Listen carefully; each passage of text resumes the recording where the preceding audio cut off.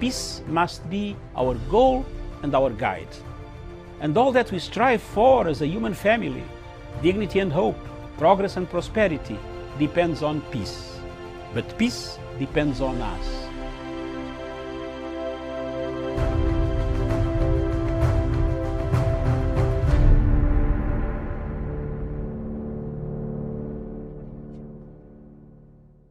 To you, and thank you again for joining us. This is the Editor's Memo, and my name is Miriam Mugutu, coming to you from Punchline Africa TV's headquarters here in Nairobi, the capital of Kenya in East Africa.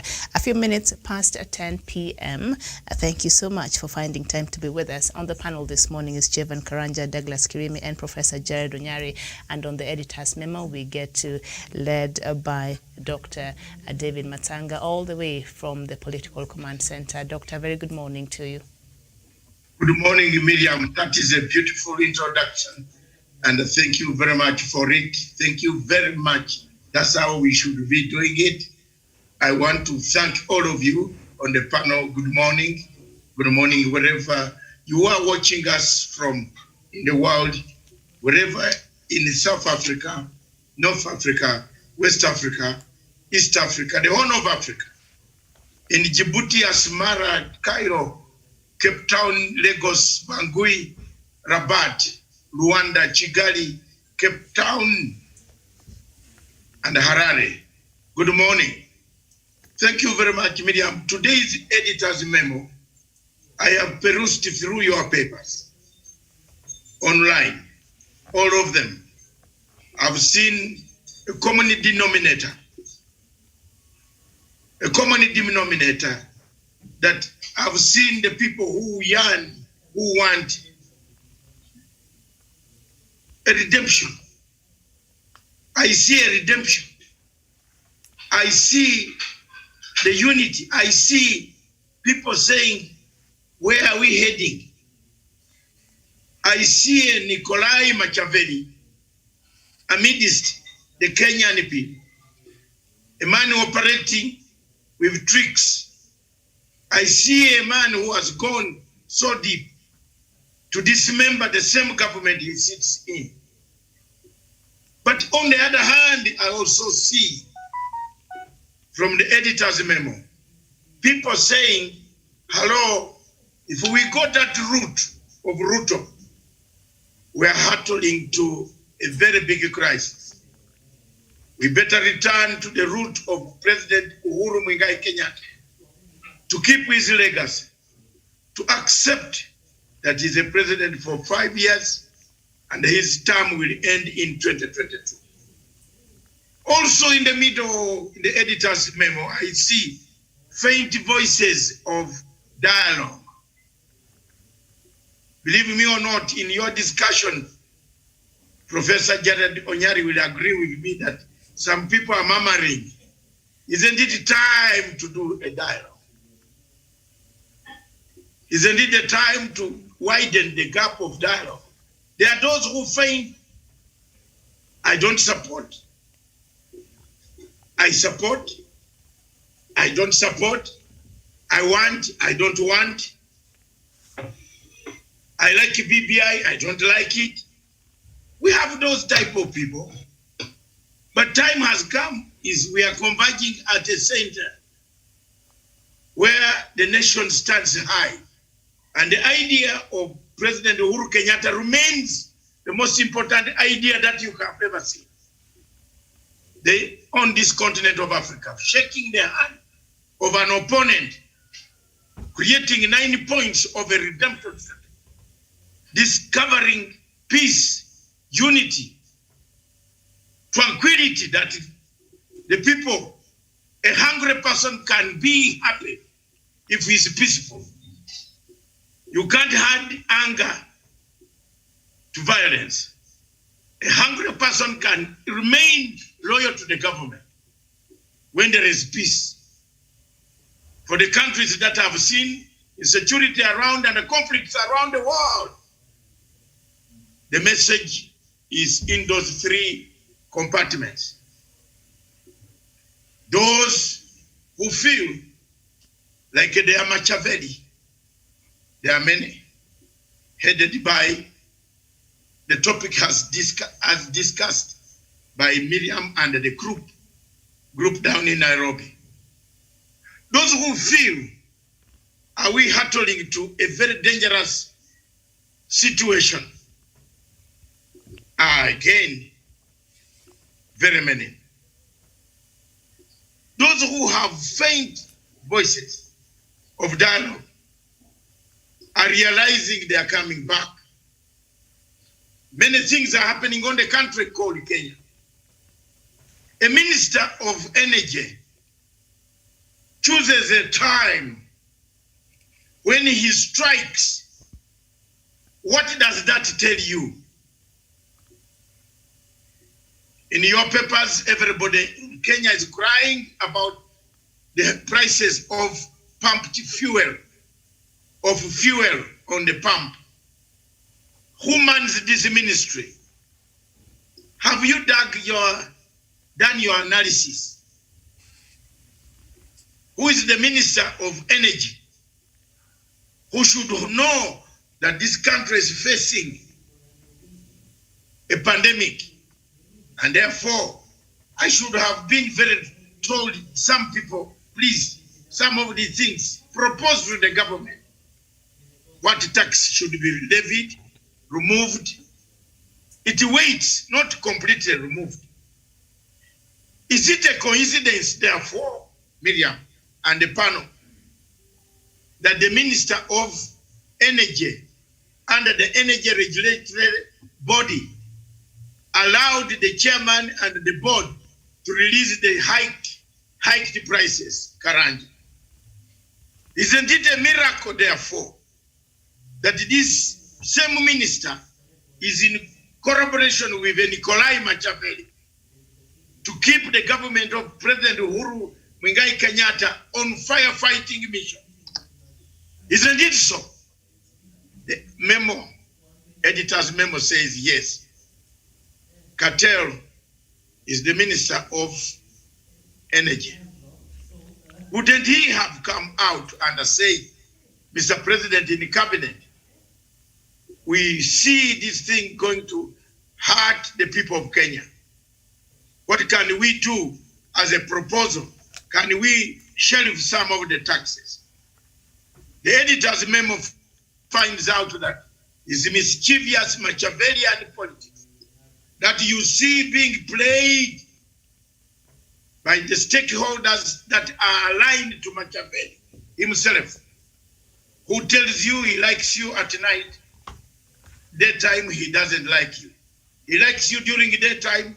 At night, he goes underground to tell other people to do what they are supposed to do. Isn't it the same Machiavelli who went to the backyard of the king and planted discord amongst his own people? Isn't it? Isn't it the same Machiavelli who made things very difficult for the emperor of Sicily to govern so that he can govern? Don't you see in your midst a Machiavelli in Kenya? The second category of people, Miriam, are the people with faint voices. Faint voices in a simple language. Oh, we want dialogue. Why do you seek dialogue when you have not had a remorseful exposure? We have Professor Onyari on the panel. We all want peace. I'm a peace envoy. I'm a peace lover. He's a peace lover. Nobody wants war. But you have to come out to seek peace. You must have remorsefulness. You must say, I'm sorry. I went wrongly. You must abide by a redemption. Redempt your heart. Accept accountability. Return to normality. Then there you are. You can have that dialogue. A dialogue called upon because Raila Amolo Odinga and Uhuru Kenyatta met yesterday So therefore, I also need dialogue with them. Is a disruptive type of dialogue. And it is a diversionary type of dialogue by Nikolai Machiavelli. Because Nikolai Machiavelli wants to come to the house that is united medium to deliver it, to break it down. He's not interested in that national dialogue. He's interested in the breaking of the unity that Uhuru Kenyatta has cobbled. Yes, we want peace. Yes, we want unity. What are you bringing on board? Yet you have been telling people to arm themselves, to be ready to fight for a smaller ward in Nakuru. Yes, you have been telling people that don't go, let's defeat Uhuru and Kalonzo. Let's show them in Ukambani that we are the kingmakers. That UDA, my party, a new party with the money that was robbed or from Kenyan taxpayer, we can defeat you. But come out and tell them, yes, I wronged. Yes, I kept a lot of money. A greedy man. Miriam, do you know one of the greediest people in the world? It's called Marcus Casas. Marcus. He ate everything until he thought he got all the wealth. Then he looked behind. He saw that he could not buy anything anymore. Everything was gone. I submit, therefore, we have greedy people. Greedy for power, lust for power, to use power to arraign Kenyans and Africa into a quagmire state. I therefore say, yes, dialogue can take place, but dialogue with a heart that wants to disrupt those who are already on board. Can it work? The difficulties that we are getting today, if you look at Kenya, these people wasted money. Plank number 2, people wasted money. And that money was wasted on dialogue between Somalia and Kenya. Believe me or not, Miriam, somewhere you must have come across a figure that was done for dialogue between Somalia and Kenya, which could be a whole topic of the day. But look at that ministry. The editor's memo looked at why on earth, if you bring up the map of contention, which even if you have not studied geography, and even if you have not studied maritime studies, if the production team in your place, in your headquarters, can bring up that map and look at the border of Tanzania and Kenya, down at the border of Tanzania and Kenya, you will see how the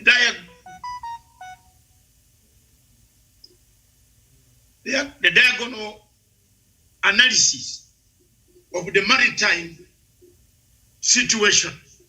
If you look at that map, where Tanzania ends is where the line goes straight. How on earth can you look at the map where Somalia ends? Someone wants to have it vertically.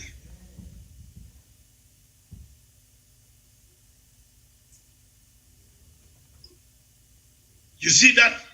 Look at that map again. All of you might be having it. Can you see there is a very big danger here? that someone, somewhere, even in the ministry, at that time, we had CS, those who are working for Machiavelli. Why not? The CS, CSCs, CS,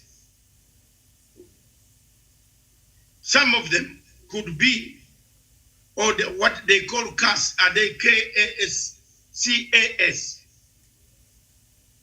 Who is Ababu Namwamba in the Ministry of Foreign Affairs? Whom does he work for? He told us he went for a lot of negotiations, dialogue with Somalia. Karanja, you heard this. Why are we having the headache today if there was dialogue? What happened? When can we keep quiet when the truth knocks on our doors? Yes, the editor's memo concludes by saying, there is dialogue. There is need for dialogue. Yes, but what type of dialogue? What do you bring on top? When you are the same Machiavelli, Nikolai Machiavelli, destroying within, then you would come out and seek dialogue, knowing very well that what you are seeking will not work. What you are seeking will not work. Nikolai Machiavelli, the prince, the book will tell you, dealing with Nikolai Machiavelli is a very simple thing. You either take a stand or you perish. I want to submit that the legacy of President Uhuru Muigai Kenyatta will stand, and the Machiavelli will not defeat us. The people who want to make and dismember Kenya will not dismember this country. Kenya is a country of Africa, the great country in Africa. Uhuru has kept it intact. Uhuru wants unity of purpose. You want to climb the bandwagon, the train of unity. Come with clean hands. Those who go for justice must also come with clean hands. I therefore thank you. I submit, Miriam. All right. Thank you so much, Professor. Okay, I'll go to Douglas. Yes, thank you, Miriam. Oh, go ahead. And Dr. Masanga for having raised very fundamental issues. I want to be associated with every statement that you have made. You have even crowned it that if you want equity, you go equity with clean hands. If you want dialogue, Miriam, Dr. Masanga said that you must be very remorseful and say, guys, there is need for us to talk. And from my peace background, Miriam, I encourage people to talk. Even if we are not going to agree, let us have that kind of conversation. But this country, we need to take it forward. See where President Uhuru Muigai Kenyatta wants. He wants to leave a united country for posterity. If there's anything, Miriam, we can do for this country, it is either we improve it better than we found it, or we leave it the way we found it. Don't do anything, leave it. You will come to be charged. So for those ones who want an engagement, who want a conversation, Miriam, you always say, and I always quote you, that let us not leave anyone behind when we are building a united and a prosperous Kenya. Mm-hmm. On about the energy, Miriam, the increase of oil prices, Miriam, I will have the divergent opinion from Dr. Masanga. I don't think that the cabinet secretary or the minister will wake up one morning and increase the oil prices. And if he has done so, let the president hear from us that that cabinet secretary needs to be sacked. He needs to be sacked. From where I sit, Miriam, we are working with Kenyans. We are in the midst of the pandemic, Miriam. Kenyans have lost businesses, Miriam. Kenyans have lost jobs, Miriam. We cannot afford, Miriam, again to have the cost of living increasing. The government should find how it can. I don't know how it will do it, but it should continue questioning Kenyans until we come out of this pandemic. On about the maritime boundary between Somalia and the Kenya, Miriam, I have got a simple answer and a simple solution. I have a solution, Miriam. I and Dr. Masanga and any of the panelists here, we did not create those boundaries. Kenya was partitioned in Bahrain in 1884, 1885. Why can't we go to those people, Miriam, and we ask them, the maps are there. Tell us how you demarcated this. Somalia you cannot, Miriam, wake up one morning, Miriam, and you decide to draw your boundaries. It has never worked. Even at home, Miriam, when we have got dispute about boundaries, even if you take a case to court issues about the boundary of land, the court will go to the ground and they will ask the people who saw the boundaries. So Kenya will belong to the Commonwealth. I don't know whether Somalia belongs to the Commonwealth. I hope the British people and those gangsters who partitioned the continent of Africa, they will come to tell us where they put the boundaries, and then we can have this matter rest once and for all. And if we think that we are African, let us subject ourselves to the African Union, because Miriam, all of us, we belong there. Somalia has never used those resources there. We have never used those resources about the oil gases. And Dr. Masang was trying to say that, Miriam, how do you just go to quarter something which you can go and drill, and after 2 years or 3 years, it is replenished, it is no longer there. And then we just interfere with the relations we have had for so many years. But on the side of Kenya, I agree with Dr. Masang. Who have been our negotiators? Who have been our negotiators? What have they been discussing, Miriam? And remember, our constitution allows public participation. We are entitled to know what kind of engagement, what kind of agreement, what kind of convention, Miriam, do you enter? Because what I know from where I sit, I'm aware of 2009 MOU which was signed between the Minister for Kenya, then Wetangula, and the Minister for Somalia. And it is on that. And Miriam, on the side of Somalia, I don't know why people are not listening to Dr. Masanga. How do you go to auction the oil products which you do not own? And you know there are disputes which you have taken to court, Miriam. Surely. Even the countries which were purchasing those and paying for those money, did they do that in the intelligence, Miriam, to know whether this one belongs to this one? So this is a case. And I have said, Miriam, I missed the conversation of yesterday.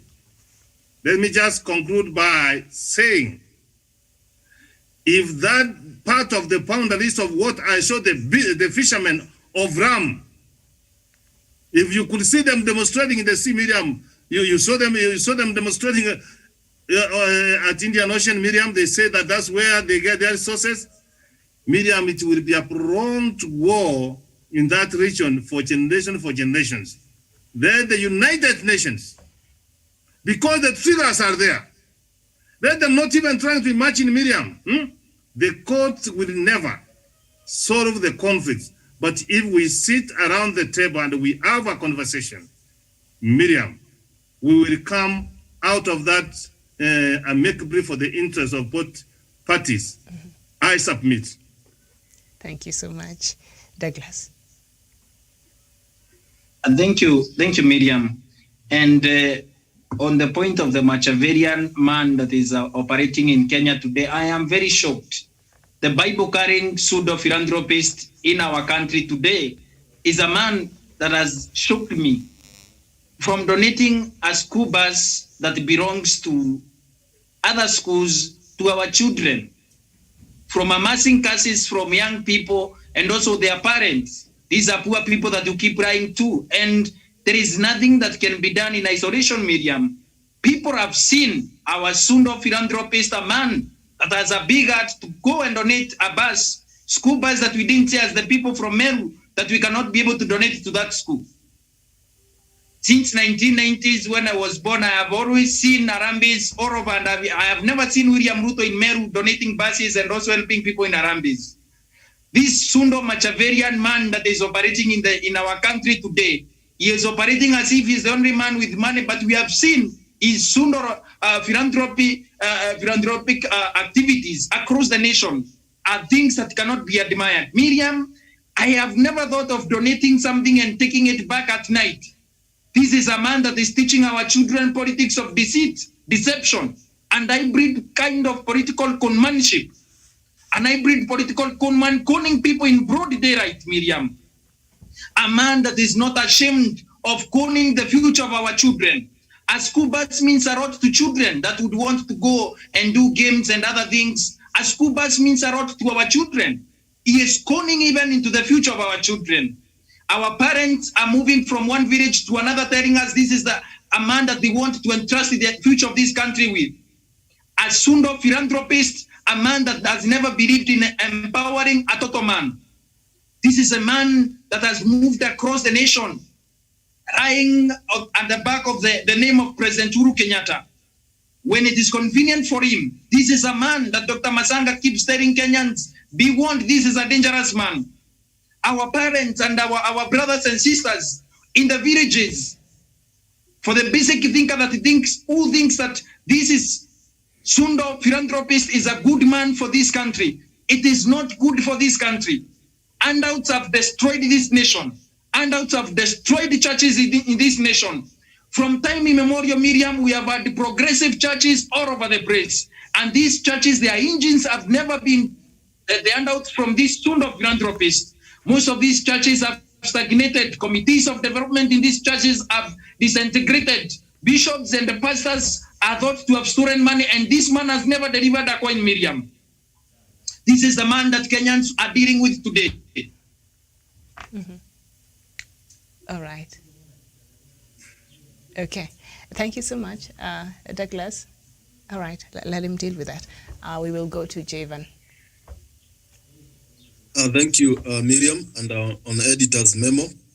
I thank Dr. David Masanga for giving us a very candid observation on what is happening in the country. Let me isolate the issue of the dialogue. One, Miriam, the same people today who are calling for dialogue after 2017 general election, the deputy president and his team were opposed for any type of dialogue with opposition. Therefore, I see double standings because these people, they don't believe in dialogue. They believe in the Yahweh and the Yahweh alone. Therefore, these people are hypocritical when they call for dialogue at this stage. When they have sabotaged, when they have belittled the president, when they have painted the legacy of President Uhuru Kenyatta in bad faith, when they have opposed the BBI, when they have gone around there issuing all sort of intoxication and radicalization in Mount Kenya region to ensure that people hate President Uhuru Kenyatta in this region. Therefore, I see people who are not willingly from the heart to have the dialogue, but they want to come to the dialogue so that they can destroy what is remaining, so that they can destroy the peace and the peaceful coexistence between President Uhuru Kenyatta and the opposition chief, former Prime Minister Odinga. I think that is their intentions, because if it's about dialogue, Miriam, they need first of all to support the handshake, to support the BBI, because they are part and parcel of Jubilee administration. The people calling them Tangatangas, they are part of Jubilee administration. And when President Uhuru went for the handshake, he went there as a representative of the coalition that formed the government and as a representation of people who voted him. Therefore, if it's about dialogue, we have already started the dialogue with opposition. We have already started the dialogue of uniting this country. We have started the dialogue of elevating Kenyans from poverty. We have started the dialogue of technological empowerment to our youths. We have started the dialogue of having technical training institutions around the country. That is the dialogue they need to come and support. Nothing new. There is no other dialogue that we need. We already have the conversation of taking this country to the next level through the BBI. They need to jump in and support those conversations that have already been established. But any other sideways, any other side conversation and dialogue, Miriam, is not of good faith and is not intended to take this country to the next step. President Uhuru Kenyatta has already started, has already shown us the direction. and the compass and the roadmap of where we are heading as a country. That is the route they need to follow and support. Thank you. All right.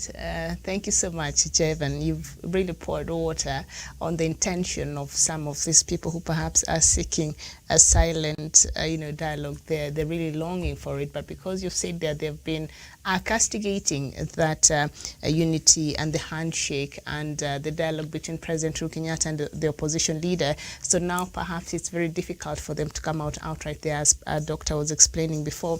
And you've also mentioned the double standards, of course, the hypocrisy and the intentions, basically, of these people perhaps seeking to have a dialogue. There's a tweet that the DP sent to Odinga when he announced that he had been, tested to have had COVID-19, which I thought was quite interesting. Let me just read that. Perhaps these are the silent dialogue seekers, I'm not sure. And he said to Raila Odinga, former Prime Minister, Isaiah 53 verse 2, by Jesus' stripes comes healing. You have fought many battles. You have always demonstrated courage and bravery. This too will overcome. Quick recovery, my friend. The nation is praying. That is quite something, Quick recovery, my friend. Quick recovery, my friend. Yes. Something where? I'm just saying, it's interesting. Miriam, I've always so are we seeing some tones of some dialogue seeking here, or we've been going at it for too long? I have always said we are reading too much into it. That when someone says something, the opposite is true. Okay. I could not be castigating you yesterday, abusing you every other day. And then today, you're my friend. I have that kind of message. Miriam, you have seen people that we don't see eye to eye in life, but on when you are dead, Miriam, I am crying crocodile tears, Miriam. On that one, I am with Dr. Masanga. Those are not genuine wishes of quick recovery. Quick recovery, my friend. So you're not agreeing with that tone. Okay. Look, I'm just trying to see the positive. Medium. Yes. The man is saying quick recovery sarcastically. My friend. Yes. That's the word we should use. Okay. 2, this guy is not in. He just wants to spend most of the time of the government, attention seeking, causing us more chaos, knowing very well that if he had tried to put a candidate in Juja, this is when he would have seen how bad it is. So he withdrew. All these tactics are Machiavellian. There is no good. There is nothing. There is no Ruto. Ruto is Machiavellian. He's a student of Museveni. Museveni has taught him tactics. I don't fear to talk about the truth, because I've stood by the truth of Fanoni Fancy. This guy has a plan B. He tells you, haven't you seen the clip where he says, Imejipanga, I have pangered myself, I'm ready for you. So why is he hanging his mouth here? The other day I told you very clearly, Ruto is George Soros halfway because of the money. You know, when he smells the money, he runs very fast. There is a group in Ruto, Tanga group, that is getting money from where? George Soros. And then there is a group in ODM also, who are under pressure, who are either you take this money, those who come to public domain and speak statements. Have you seen Raila talk of anything? Have you seen Raila himself come up to say he has criticized Uhuru Kenyatta for the last 2 years? Show me. Where? But these are the people who say Uhuru Kenyatta called me for 5 hours. We had drinks, we had soda, we have tea, we had food. 5 hours. Now the door has been closed. The phone is no longer ringing. Maybe you misbehaved. Yes, if you go to some place and then you go to the toilet, then they say you are going to the toilet. Kumbe, you have gone to the bedroom. You know, there are some visitors who are like that, very nosy. I think, Miriam, you have received some of them in your house. No. I whatever, or any Douglas. You tell him the toilet is this side, then you wait, you are in the sitting room, then you find him in your bedroom. Oh, I just wanted to admire this house. If there are people of that nature, and the society has people of that nature, and the Ruto is that type, I'm telling you. So he's just playing psychology. He knows what he wants. The point I wanted to correct as we end is the point of Professor. I did not say the minister. I said the Minister of Energy should have known that under pandemic conditions and proposed to the cabinet the removal of some taxes. Because when Professor Pigani said, I differ with Matanga, no, we have not differed. We are on the same level. We are on together. I just want to tell you I'm also equally. But the point you must undermark is who is this minister in the cabinet? Why is it that there is no minister who was put there by Uhuru Kenyatta who is causing chaos? Show me another department which is causing chaos. Show me. Show me now. Sports is quiet. He wanted to disrupt there. Foreign affairs he put there in Namwaba. You see the confusion. Am I wrong? Internal affairs, there was a man there confusing from Narok. You remember? And that was his point, man. He was removed. That I can do everything for you. Every calculation for you in every ministry. And in every of this ministry, who is refusing to pay the doctors? Is indeed the Minister of Labor, Social Service, which is supposed to negotiate and adhere and recommend to cabinet, let's pay the minimum bargaining agreement, which makes the doctors and the nurses strike. Whose docket is it? Is it Cherukui? Why are the nurses today very annoyed? If it was not this vaccine that came to cool them down. Because with the vaccine, you can go hungry, even when the salary hasn't come, isn't it? But when you have no vaccine, Miriam, then you go to work, then you die, your child is also sick, your husband is sick, your mother is sick, you can't work. So in a nutshell, thank you very much. Those are my observations. There's a Nikolai Machiavelli in this country. The man will now come back to Uhuru and say, no, it is not me. It was Kibicho. I hate Kibicho. I hate Murathe. I hate so and so. This is exactly Machiavelli, what he does. Have you seen the people pointing at Kibicho? Look at them. Because they want to dismember that center point. So that the money, now George Soros' money, if Kibicho is the minister, the man in charge of security, he should keep quiet when you are organizing guns in a cave in Kapchora. When the bandits come to Baringo, well organized the bandits.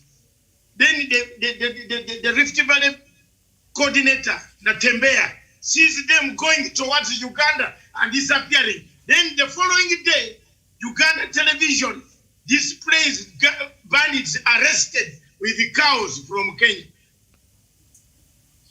Is there any problem that I've done?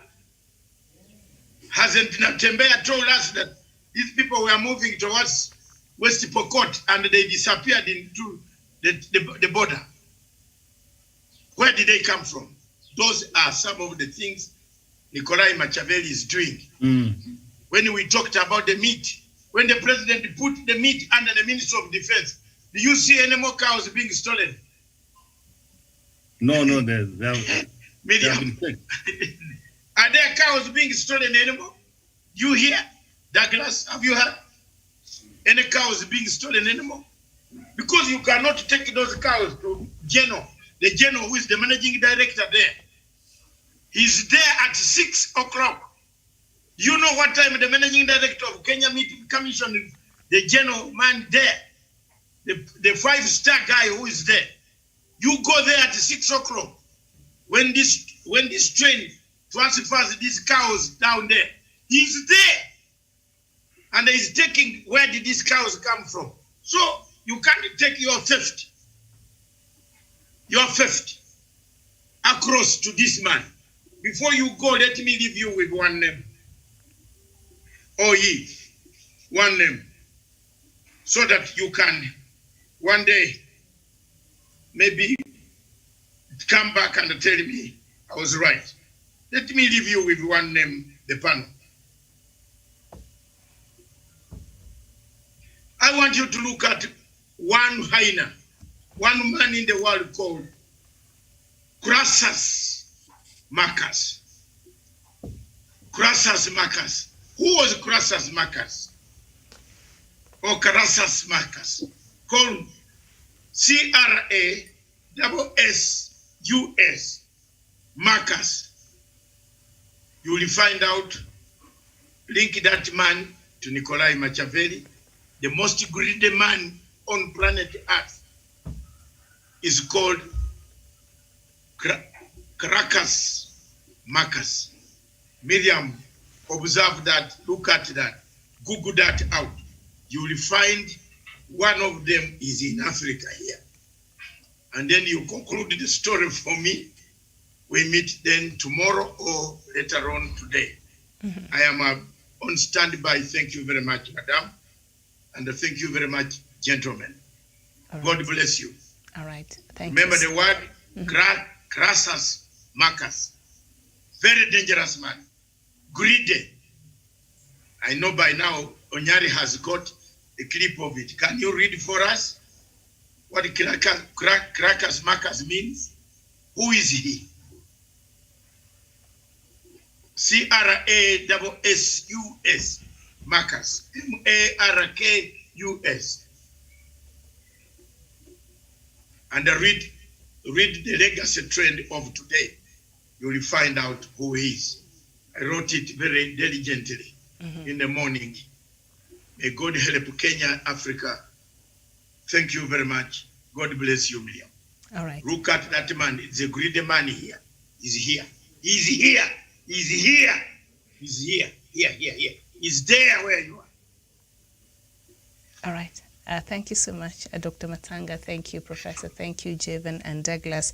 And maybe just for public information there, the Energy, Petroleum and Regulatory Authority is the body mandated to review the fuel prices on a monthly basis here in the country. And because of the concern and the uproar that they received from Kenyans, they put up a statement yesterday. So I'll just read a part of it.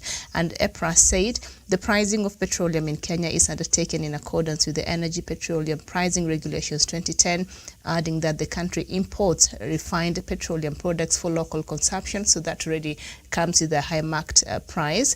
And the regulations detail a formula for determining the landed cost of the imported petroleum products, and thereafter other costs along the petroleum supply chain are added to arrive at the pump. And they went on to try to explain why they arrived at that price. Of course, Kenyans don't want to hear about that right now. Times are hard, and this will only go to add on to the already difficult situations that, of course, have been brought about by the pandemic. But they're saying it's something that they have no control over, so they just, and the prices of the fuel is determined by the international market. Thank you so much for watching. We shall be back here. No, Miriam. Miriam, on this one, yes, my dear, on this one, I think this, what is this stupid thing called public what? Energy and Petroleum Regulatory Authority. Oh, they review the prices every month. They're mandated. Yes, they review every month. Yes. Let's be honest and face the music. The timing is off. Yes, and ask the president. Mr. President, To remove the remove tax. some of the levies. Absolutely. So they're citing those levies, yes, as some of the reason. Remove the levies. Remove the middlemen. And if you look closely about the middlemen, you will find Machiavelli's middlemen are there. Nikolai Machiavelli, the man Mr. Douglas wants to know very much. They are there. They are the people picking the tax. How do you explain the fuel? In Uganda, the fuel is 118 shillings, equivalent of Kenya money. But we haul this fuel here up to Kisumu, over Lake Victoria, a lot of. So, what Uganda has done, it removed all those stupid levy. Let's solve this problem of fuel. Truly, on that one, the natives have cried, and I think the president has had. Solve this problem of fuel. All right. Thank you so much. So we will see you in a short while, where we shall be looking at continue with the conversation we've been having on Kenya-Somalia maritime row. And of course, Kenya, I think over the weekend, the newspapers there had suggested that Kenya perhaps is seeking to go to the United Nations Security Council to have its case there. And so that is what we shall be looking at. Should Kenya go to the United Nations Security Council on this maritime row it has with Somalia? So that is a very interesting conversation you do not want to miss. Thank you so much for watching. There is a reader, our viewer there. Can you correct him, please? Nelson E.C. Have you seen the comment?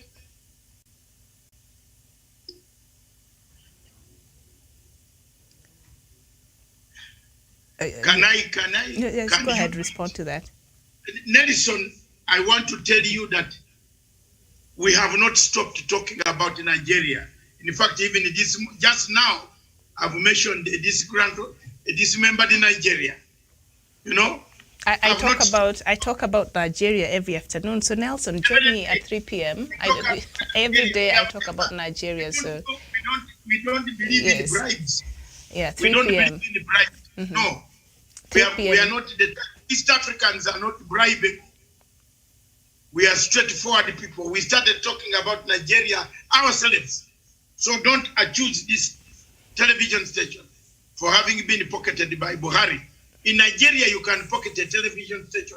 In Kenya, with a man like me and the lady there and others, we are not pocketable, especially me. So thank you. We shall be bringing Nigeria. You have told us. I talk about Nigeria. Even yesterday and the other day, I talk about Nigeria at 3 p.m. So Nelson, in the afternoon.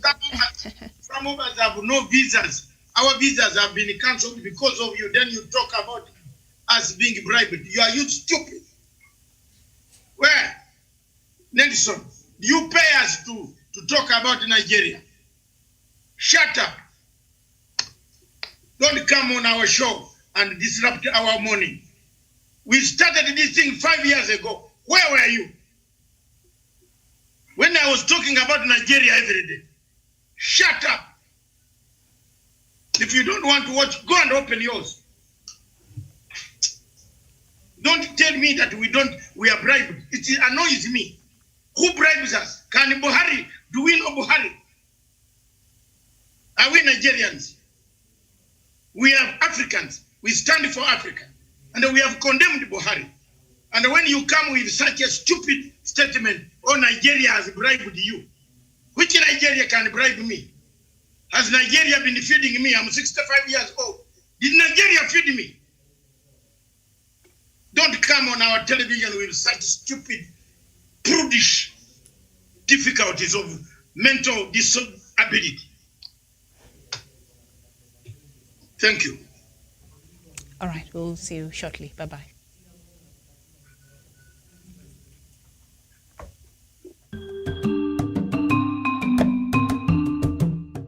The government of Kenya is keen on the development of social economic infrastructure to support the realization of the Big Four agenda and Vision 2030.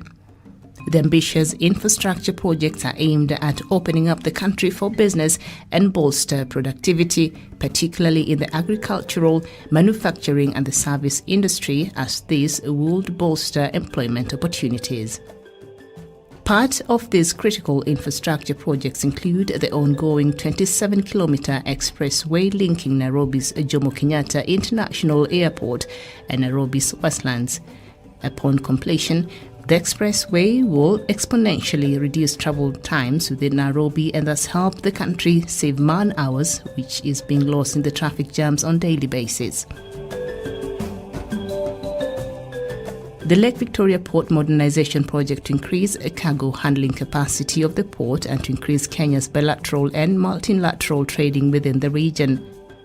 The expansion of healthcare facilities to facilitate fruition of the country's universal healthcare coverage under the Big Four agenda. By speeding up movement of people and goods, the government is aiming to promote trading through reduction of travel times and costs.